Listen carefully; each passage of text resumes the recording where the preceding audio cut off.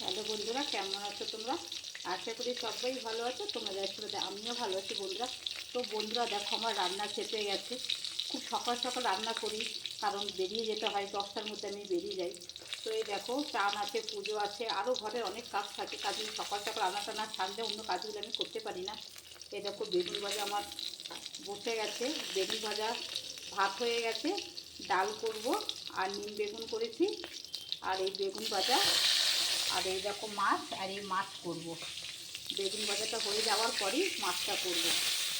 এই দেখো, কথা বলতে বলতে দেখো আমার বেগুন লেগে যাচ্ছে। এই যে বেগুন ভাজা করছি, বেগুন ভাজার পরই মাছ করব।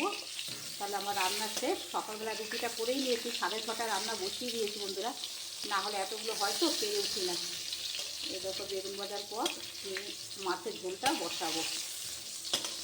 তো বেগুন ভাজাটা আমি, এই দেখো বেগুন ভাজাটা আবার পড়ে গেল। বাবারে, কথা বল, এক হাতে ক্যামেরা, এক হাতে খুন্তি, এইভাবে ভিডিও করি। তো যাই হোক, এই দেখো বেগুন ভাজা হচ্ছে। বেগুন ভাজার পরে আমি মাছটা বসাবো।